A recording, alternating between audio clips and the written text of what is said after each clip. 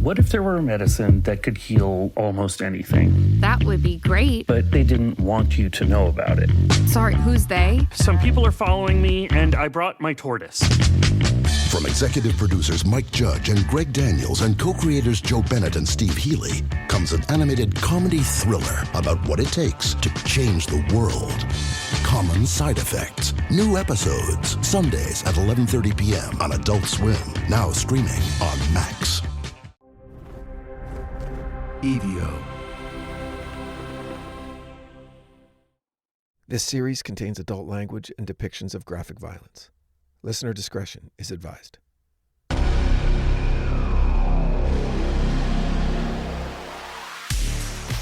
Hello, welcome back to The Devil Within, Satan's Shadow, bonus episode number 3. I'm joined again by the great Margot Carmichael, who's very wonderfully agreed to put up with me again today. So Margot, thank you very much. Thank you very much. Happy to. Thank you. I'm really grateful. Honestly, I joke around, but I'm really grateful for your time here and for your very thoughtful consideration of the episodes. It really means a lot to me. So thank you very much. No problem. You're welcome. I really appreciate that you changed the color behind our name tags on here. Thank you. I listen. Because it's really messing with the aesthetics of the social media posts. I understand. I was trying to have some brand consistency with the logo of my company, but I defer to your aesthetics. Yeah. How are things with Death by Southwest? Talk a little bit. Things are good. Weirdly, it's been 2 years, and I feel like now I'm hitting a rhythm with the storytelling. I've never had a problem like sharing my personal life on the podcast and talking behind the microphone or connecting with listeners, but the story was always kind of the last thing for me that was important, and that's not the way to do it with a true crime podcast. So I don't know. I've been really enjoying telling the stories that I've been telling lately, and I'm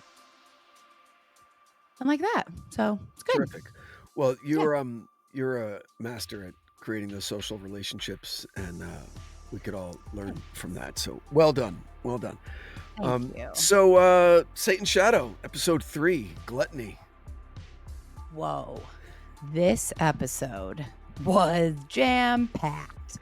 We had NYPD Blue, El Paso in the 1600s, the 70s and 80s drug culture, Cuba, the Bay of Pigs, Pearl Harbor. Like, it was like, and then, of course, Richard Ramirez as well. But you covered a lot of ground in this. Well, there were a lot of off-ramps, and and what I love so much about what I do is that I'm able to just indulge my curiosities. And when I set out to, I outlined this whole season like 6 months ago. And then we picked a release date, and so I kind of put it away for a while. And so then when I go back, for me, outlining is the most important thing, right? That's where like so much of the work is done. And I have a shorthand with myself as, and when I reopened the outline for this episode, I was like, wait, what? El Paso in the 16, what am I talking about? And what's with this? And I wrote racist segregated regiment in World War II. And I went, what is, and that, so I got to kind of go, okay, I get it. Like how it all relates back to either Ramirez, his victims, or kind of painting the cultural picture of what was going on at the time, you know? So, yes, there were a lot of off ramps in this episode, but hopefully people will kind of grasp and kind of understand what I was aiming for. I don't always hit it, but what I was aiming for was, like we mentioned last week, when it comes to a victim, mention something that anchors that person emotionally with the audience, so they'll feel some kind of remorse or pain or sadness that they were a victim. And with this guy, with William Doy, what he went through, man, you talk about not deserving your fate. But anyway, that's the one with the disabled wife. Yes, the disabled wife, but him specifically, being a Nisei, a first generation Japanese American, right? The indignity of being forced into a relocation camp. First chance he gets when they're like, when Roosevelt's like, okay, we're going to have the segregated regimen of only Japanese volunteer. Volunteer means we don't, maybe you do, maybe you don't. We don't really care. And they Right. had all of these volunteer soldiers come out there, and then they went, and all that they did was kick ass. That's all that they did, you know? Hmm. And they had like a little extra to prove, Right.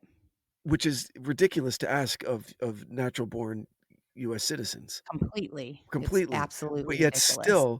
still they felt like that they had more to prove, um, because in the eyes of a lot of people, they were just barely Americans to begin with. Um, You had a line in that. You had a line in that that was, I swear I wrote it down somewhere. And it was like, mm, because they look like the the enemy, enemy, yes, because he looks like the enemy, that doesn't mean they are the yes. enemy, something like that. Yeah. Yeah. And I was like, that's so true, so good, and could be applied. I mean, like that works Generationally, in so many different, always. yeah. Always. It happened Yeah. after 9/11, right? Ugh, yes. Brown Muslim Right. people, you're the enemy. It's That's it. gross. Yeah, it is. Like, Yeah, but so upsetting. yeah, I know.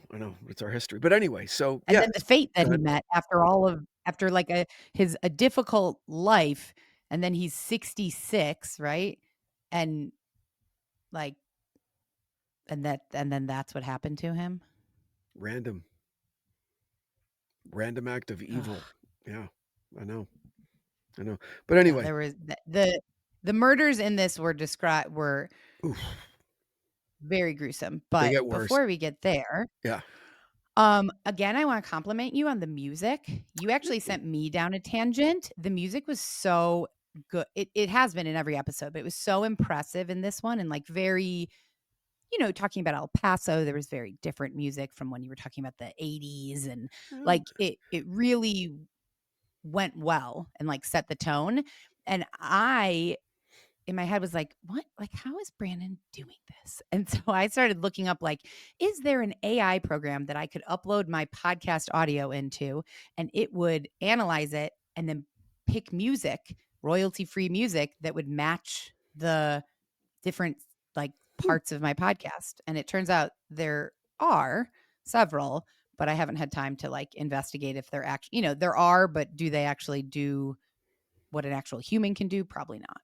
But yeah, the music was great. Well, thanks. I didn't know that there was AI stuff for that. That's interesting. But no, Yeah, I've got uh, over the years I've amassed, a through library.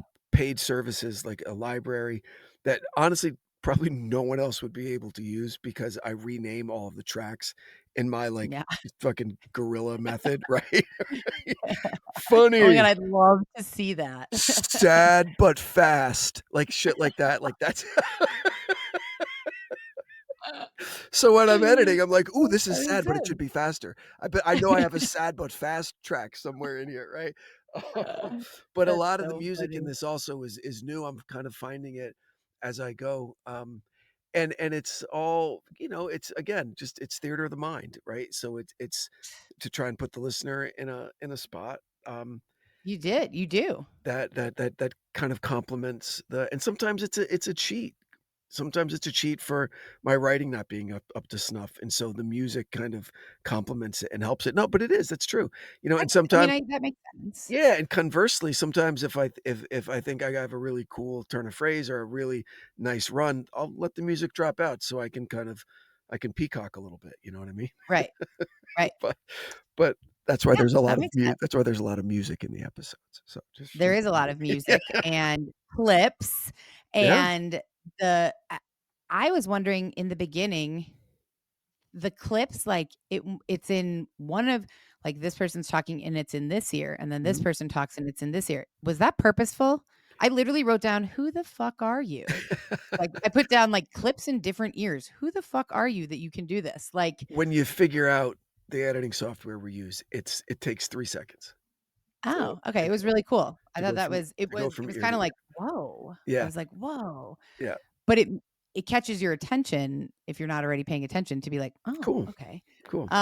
And then that El Paso song by Marty Robbins. It's one Yeah. of Mark's favorite songs. Is it It's great. really? Yeah, he loves it. He loves it. Loves he loves like old person music.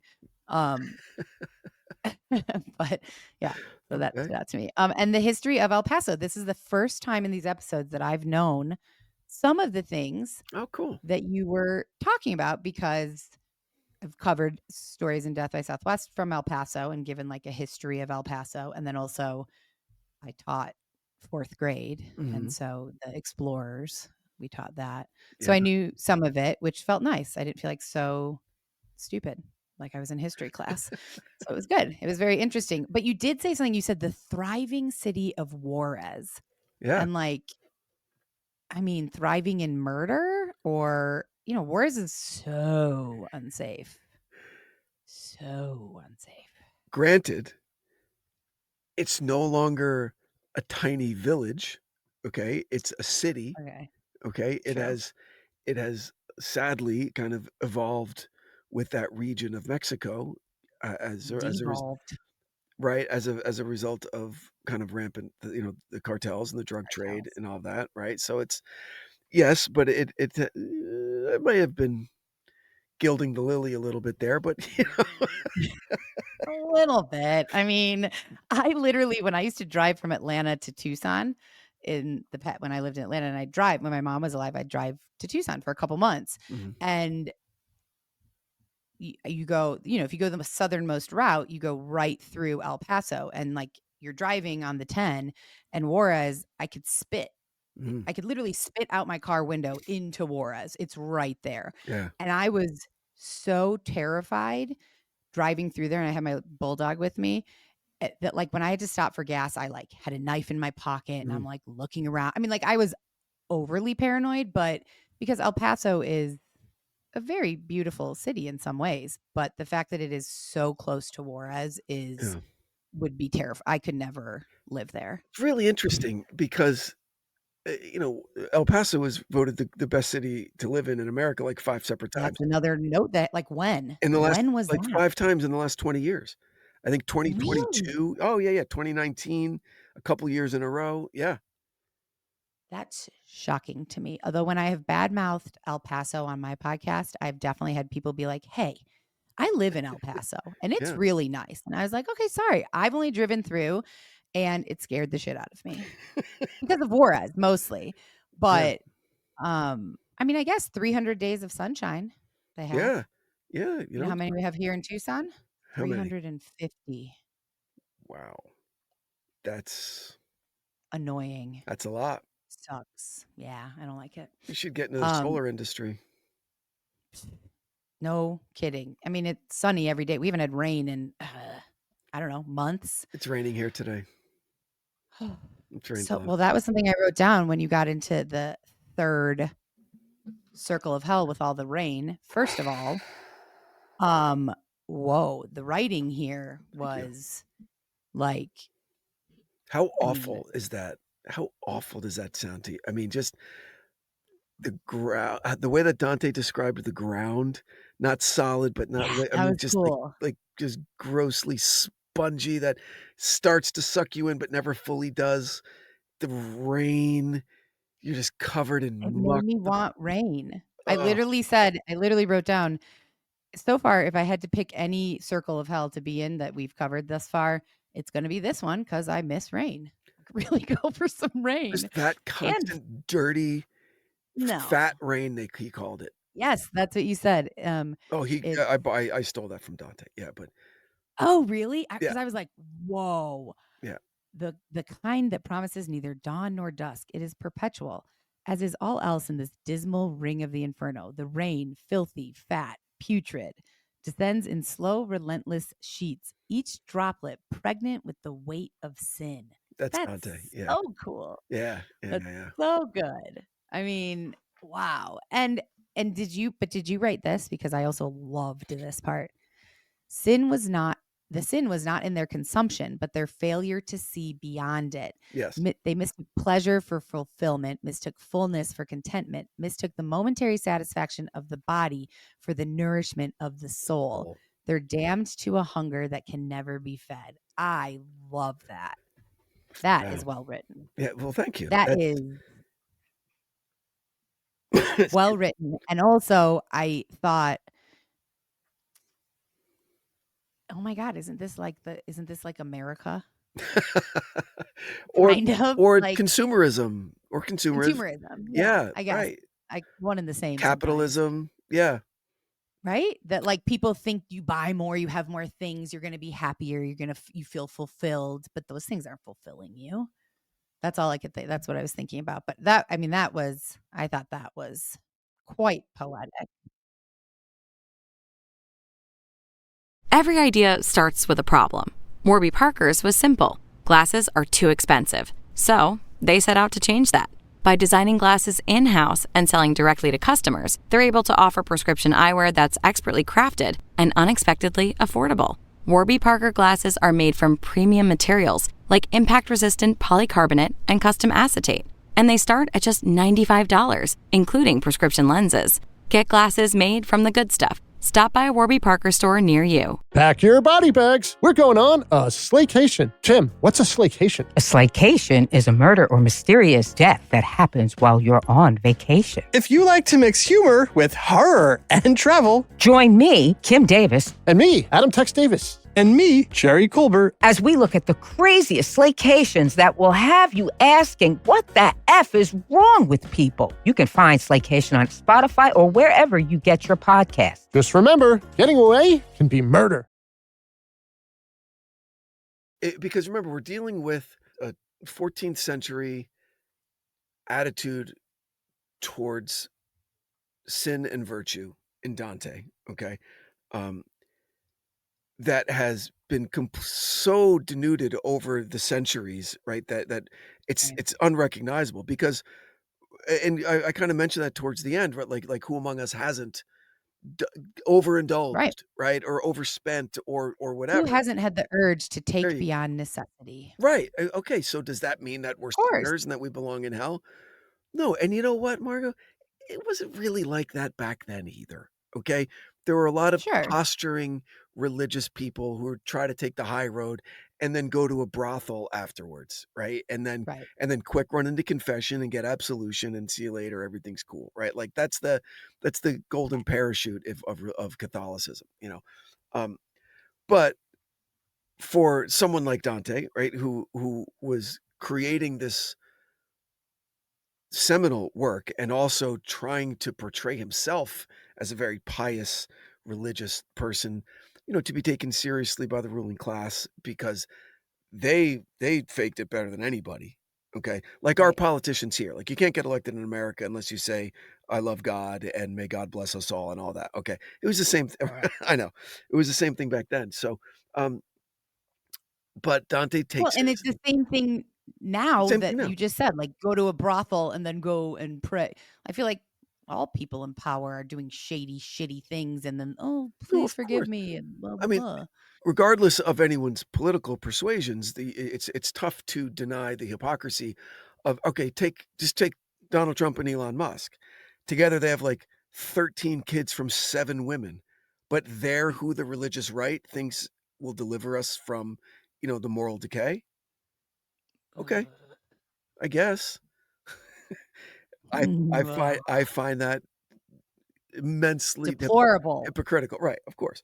So I have to share something. I saw a bumper sticker today on somebody's car, and it says, it's a Tesla, and it says, I bought this before we knew Elon was crazy.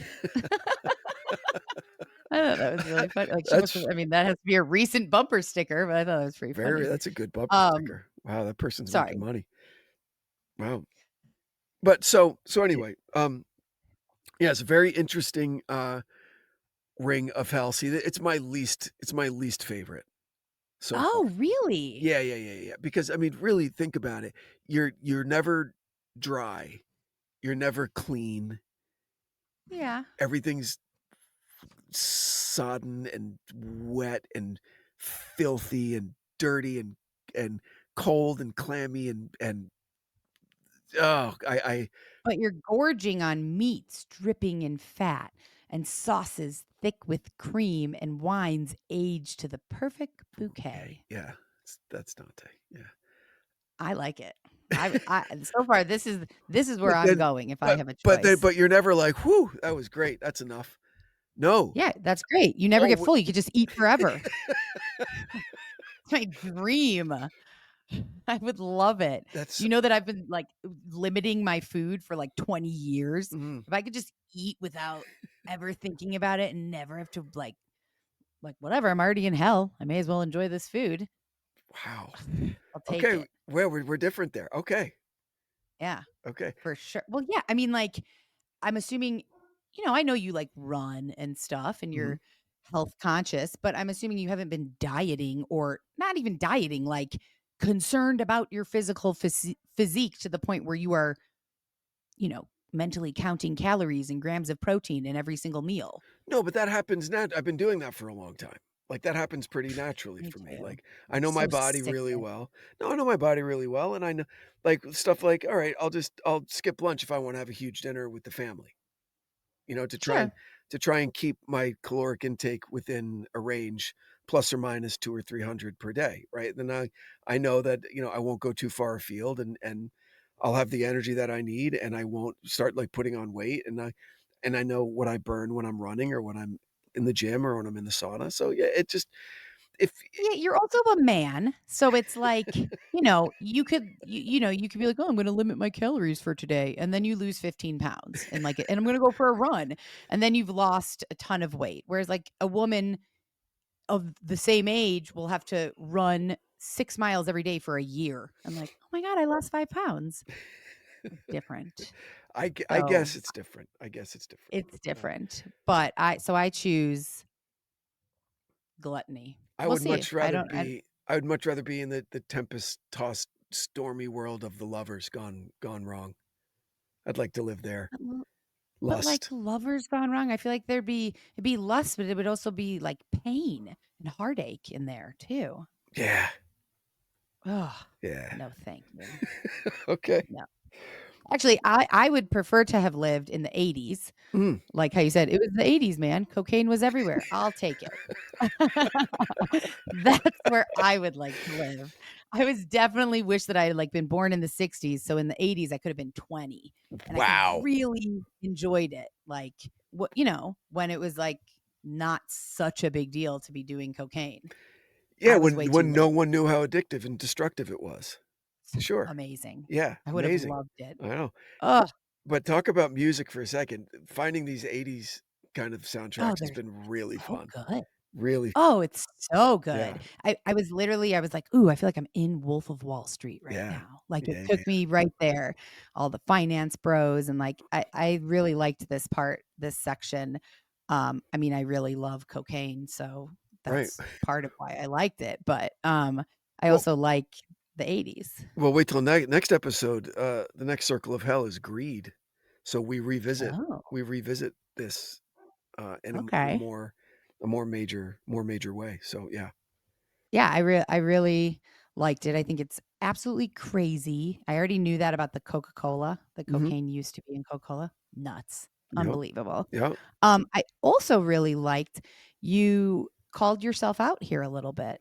You called yourself out. You said, now I could get into a long, incredibly interesting dissertation as to how and why cocaine was everywhere, but that would be way too off topic, even for me, a guy who loves tangents. Yes. And that is very self-aware, slightly self-deprecating. I think it makes you relatable to the listener. So Oh, I liked that. well, Yeah. thank you. I Well, think it's thank you. good to like I'm constantly calling out like I point out my faults on my Yeah. podcast. Like, oh man, I say every 3 minutes and I'm not going to edit that out. So sorry guys. Like it makes you human, you Yeah. know? Yeah, yeah, yeah. Well, Um but I'm serious. I could do a whole podcast series just about the history of the cartels and the Cuban exiles that started the cocaine trade and all that. It's so politically interesting. It's so culturally interesting. It's so financially interesting. There's so many different angles to attack it from. Yeah. yeah, I would love a podcast on the cartel. It's fascinating to Mhm. me. Awful, but fascinating. But you did say like I'm not going to go off on a tangent about this, and then you did a little bit. Go on a Not a, tangent. not the full tangent. Tangent could No, have not been the much full more tangent. tangenty. Okay. This was a Yeah, mini tangent. could have. Yes. It Bay could of have. It was very interesting. I was like, wait, Bay of I know, Bay Pigs? of Like, Pigs where are we screams tangent. going? I understand. But that's what started the Cuban exiles coming to Miami. There were all these It came CIA together. trained. Right. Okay. Okay. Okay. It did. It came together. I mean, it wasn't a off-topic tangent. It Right. worked. But I was like, where the fuck are we going with this? Yeah. And then, you know, a little Scarface in there. You brought it all together. There Okay. you go. There you It go. worked. Thank you. I did I take notes as I'm listening, like the Mhm. first time, so that I can have my like first reaction, and then I go back and listen again and go through them. So my first note was like, you ended the kind of cocaine tangent talking about like how expensive it was and how it was essentially the same price today that it was in the Yeah. 80s, which is, I mean, that was really a good to say that the average price of a car was $8,000 back then, $50,000 today, like huge difference, but cocaine is the same. I mean, that's first of all unbelievable Yeah. and understandable. And so you ended on that note, and I was like, okay, but and then you said, but Ramirez is constantly able, because of the abundance of cocaine, he's always able to stay, I don't remember your exact wording, Mhm. but he always is able to have his drug habit kind of fulfilled. And I was like, and I wrote down, how? It's expensive. You just said it's expensive. How is this guy going to get it? And then you immediately said he turned to criminal activity. Mhm. And then I thought, I don't know if you know this about me actually, but like I did cocaine Mhm. for a while when I was 19, and then I went to rehab. Mhm. But before that, I had no money and I had to afford the cocaine. And so I like broke into my parents' house and stole Mm. from them and Yeah. pawned like my grandmother's jewelry. And then when I eventually was like, I can't do this anymore, and I went to my parents for help, and they were like, you're going to jail or you're going to rehab. I was like, I'll go to rehab. And my mom, before I went to rehab, we went to every pawn store that I pawned stuff, and she made me go with her and like explain what I had done and why I had done it. And then we bought it all back. Well, not all of it, but we tried. So, but you got Yeah. a lot of it back or half of it back or? Some of it. Yeah, maybe half of it, maybe a little less. Wow. Some of it back. She was very, very upset. And what a fucking asshole. I mean, like, God, awful. And rehab worked for you, like, first time? Yeah. I went to Sierra Tucson here in Tucson. Oh, wow. And yeah, I mean, I think, yeah, I mean, I haven't done cocaine since then, Wow. since I was 19. So Good for worked. you. It worked. In the sense that I You're didn't one do of the luck. cocaine. I mean, Yeah, but you're one of the I lucky still, ones. Yeah. sure. I also don't think it wasn't like I was doing cocaine for years. Right. It was a short and intense love Yeah. affair with it. That's what So, happens. Grabs you. yeah. Oh my God, immediately. I loved it. And I'll still say that today. I love it. I wish I could do it recreationally. Love it. But I can't, and I will not. Yeah.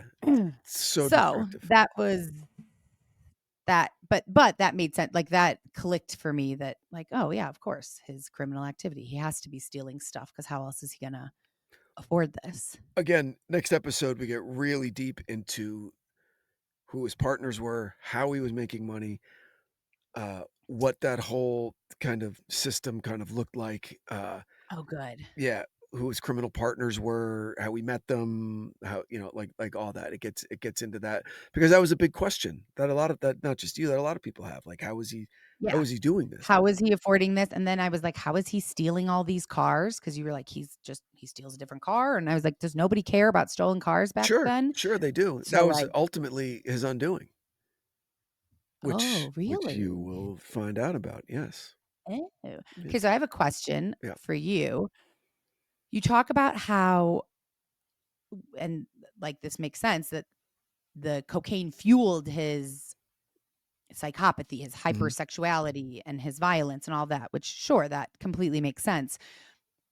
But I was wondering, do you think it only does that like in the moment, like acutely, like in that moment, or is it like long-term use will literally make him more psychopathic, make him more hyposexual, not just in that moment that he did cocaine, but like over the long term. Does that make sense? It does make sense. And so I will refer to a joke from a once amazing comedian, one of the best, who had a stunning fall, Bill Cosby. Bill Cosby Ah, had a joke okay. in This is the bold. 80s, had a joke in the 80s. Uh-huh. He had a very, very popular 1 hour like comedy special in the 80s that everybody watched 1,000 times. I watched it 1,000 times as a kid because he only swore one time in it. The rest of it was just all family friendly, hilarious, observational comedy. Okay. But Okay. in the opening, he talked a little bit about the popularity of cocaine and how he Uh-huh. never really understood it and how he was at a party and he was talking to a guy who was trying to convince him that he should do cocaine. And Cosby's like, I don't understand. Like, why would I do it? And the guy goes, well, because cocaine intensifies your personality. And Cosby's reply was, Ooh. well, what if you're an asshole? Okay. And that was a huge joke. And the audience laughed for like 5 minutes. There was an applause break. Okay. That's really good. Obviously, there were a lot of coke users in his audience. And so the way that relates to your question is that it wasn't a doctor or a shrink that Cosby was talking to. It was Sure. an 80s business cokehead guy at a party. But he's Right. right? He's right in a lot of ways. And so take someone Yeah. like Ramirez who has all of those terrible mental afflictions, okay? And if it's true, if we could assume for a moment that what this joke was true, that cocaine intensifies your personality, imagine what that would do to him, okay? So, Ugh, I don't know. nasty. Oh, I mean, just makes everything just turned all the way up. Ugh. The volume goes all the way up. I don't know medically if what the long-term effects of it on Yeah. if it changes your brain chemistry or anything like that. Or I know just from depictions in movies, like look what happened to Tony Montana. Look at Scarface at the end, how he went completely insane, snorting mountains of coke off of his desk.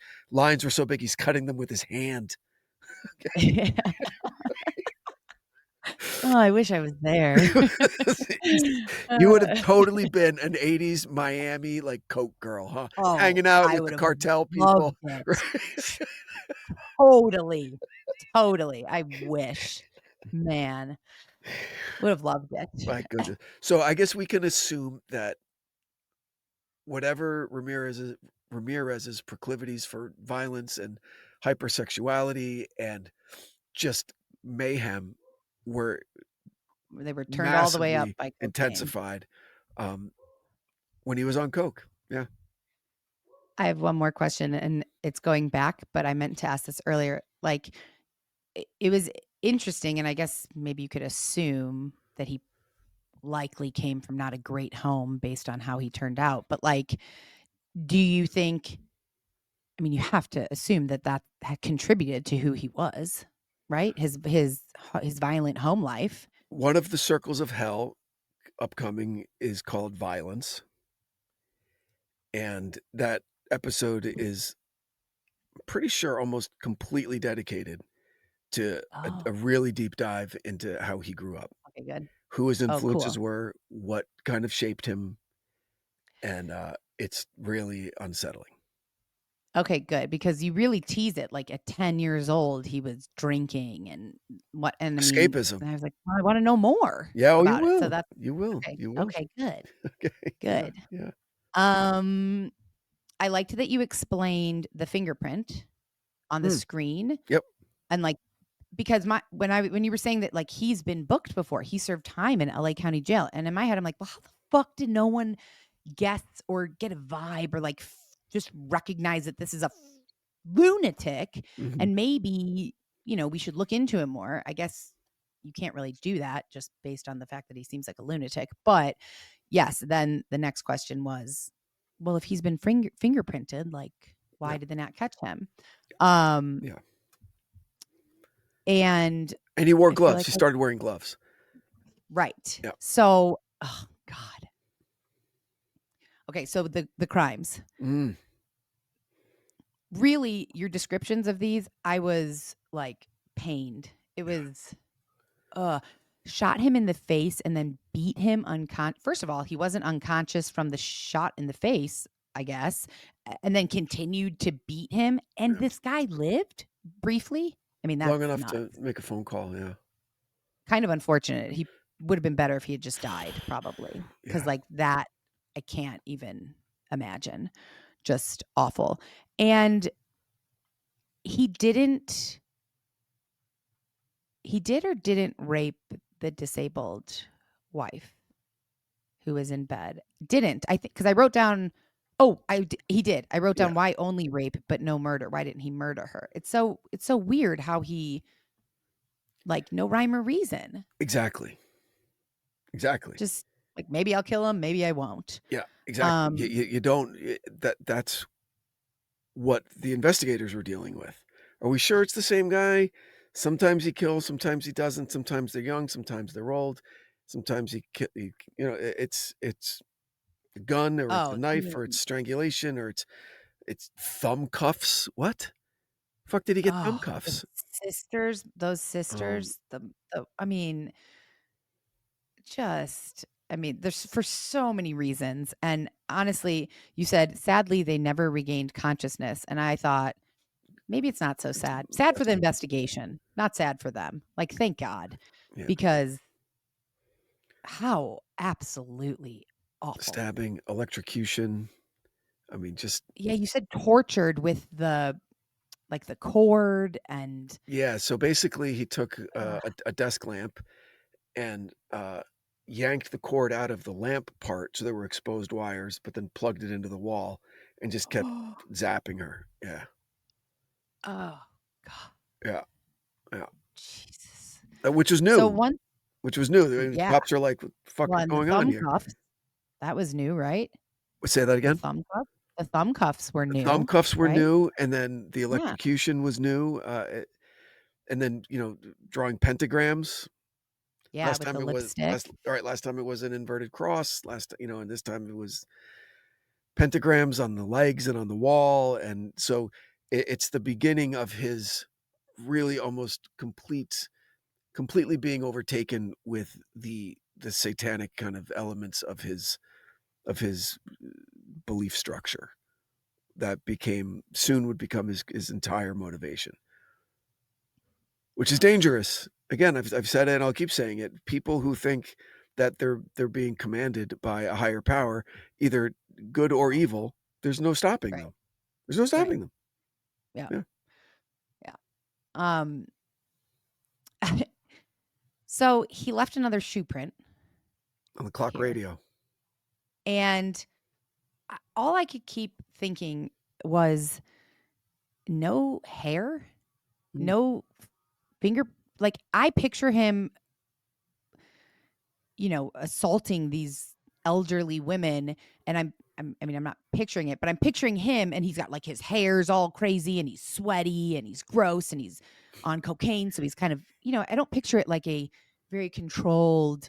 No, like, let me stab her here. It's mayhem. He's it's out mayhem. of control. Yeah. So like, my hair is I have hair, like my hair's in Mark's car. My hair's probably still in your house. Like, right. I What would they compare it to? Let's say they did. What do they compare it to? Yeah. Okay, that's true. Okay. Right? Well, so that's the true. DNA fucking everywhere. What do they compare it to? Okay, well, that now I feel dumb, but yes, that makes. Because I was like, how is there no hair, DNA, skin, something like he just left one footprint? Right. There's all that. This is also the mid '80s, right? So CODIS was probably brand new. I get into this in later episodes, but they almost didn't get him. They almost didn't get him because the fingerprint database at this point only went back to 1960. If you were born before 1960, they didn't input your fingerprints, whatever. Okay. And that's the year that he was born. Like, he just made it. He just made it into the system. Okay. But with regard, there was no DNA database, or if there was, it was in its infancy. Right. So a hair sample would be like, okay, is it a black curly hair? Okay. Right. That's it. Here's another black curly hair. But again, they didn't have the database, and most importantly, like I said, they had nothing. They had no samples to compare it to, so that weren't already collected from a criminal. They didn't have a base sample or a database to say, is this the same person? Has this offender? Has this offender been fingerprinted, or we have a DNA sample from? Right. So, yeah. Huh. Okay. What Mountain Dew can? You mentioned a Mountain Dew can. Yeah. That was an oversight. I omitted a part. Sorry. No, it's fine. It's fine. I'm glad you brought it up because I kind of omitted. The episode was running a little long, so I got rid of some stuff. Yeah. And they thought that they had him because there was a crushed Mountain Dew can that's consistent with crushing of someone's hand. But instead of fingerprints, they saw a glove pattern on it. So that's how they knew. All right, that's why this guy's not leaving prints, because he's wearing gloves. So it was addition a little bit to their information that they had on the guy. The information being, we're probably not going to get prints off this guy because he's wearing gloves now. Right. So that scared them a little bit, that he was getting smarter, because at the Vincow residence, there was the thumbprint on the screen. Right. Not enough to match, but he's like, Right. okay, as I'm going to get more into this mayhem and violence and murder, I'm going to start wearing gloves. So do you think that he thought that? I do. You think that he had that thought, like, Yep. I'm going to get better at this? Absolutely. Okay. Absolutely. Yeah, absolutely. He thought he Okay. was doing the work of the devil, and he needed to do it right. Yeah. Yeah, it's pretty brutal. Ugh, Yeah. it's I know. so weird to think about how people's brains can just be so Different and fucked evil up. and yeah. And I mean, lack of empathy and lack of, humanity and yeah, I just remorse. really is unbelievable. Well, that's what that's what Salerno said. He said this guy he never showed one bit of remorse or sorrow, was never sorry for what he did. Nothing. He wanted to go down as the greatest serial killer in history. Well, yeah, I mean, I guess at a certain point when you're like killing people in all the way terrible things that he's doing, like at a certain point, like let's double down and just lean into it. Get What are it you going right. to apologize at this point? Like, no. Oh, the raping with the hammer. I mean, this was a descriptive. These murders they're all awful from all the episodes, but these were Skull fractures where the brain was exposed. Oh, yeah. Yes, that part. Oh, yeah, I can't. That. And these little old lady, just sisters, just living their lives, roommates. You know what? You know what I thought though, which is really terrible. This is not better than what I'm about to say, but I was like, well, they both died together. Neither one of them had to like live on without the other. That's true. Because that's what I'm always scared of. I'm like, oh my God, my sister's gonna die. Mark's gonna die. I'm gonna be by myself. I'm not gonna have anybody, and that's gonna be terrible. So at least they both went at the same time. Absolutely awful the way that they went. Yeah, they were terrified, scared. Right? I mean, I know. Hopefully one of the knocks with the hammer, they became unconscious before. Like right there. Yeah. Severe brain trauma. They weren't gonna wake up, but I know. Ugh.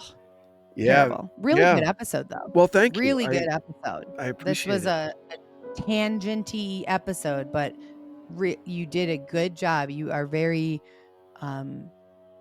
profound at being able to kind of bring it all back together. Terrific. Well, yeah. Again, I aim high. I always aim high. I don't always hit the target, but I hope it's interesting. And I learned stuff every episode. I knew very little about El Paso, which was great. I had no idea about the 442nd. What a kick-ass regiment. That came up as kind of an apology. Sorry for the relocation camps. Yeah, we'll let you serve. So it was just such a weird. Yeah, I didn't know anything about that. Yeah, so yeah. I'm definitely learning. That's what I wrote down. That I was like, you should do a podcast that's cliff notes from major moments in history or major literature, famous works of literature. Like you're quite good at kind of putting it in an accessible way. Like I don't love history, but I do. Yeah. I feel like I'm learning stuff and I'm interested in the way that you're telling it. I would never have ever known anything about Dante until this. And now I'm interested. Now I'm like, maybe I do want to learn a little bit more about this. So like, I think you could really be a successful Cliff Notes podcaster and, people who want to know about something but don't want to sit down and read your an audio. 800. Can you hear me? Yeah. I can hear you. Can you not hear me? I can hear you. There we go. Now you're back. Sorry. Okay. My bad. That's okay. I'm sure it's still recording, but I just didn't hear it.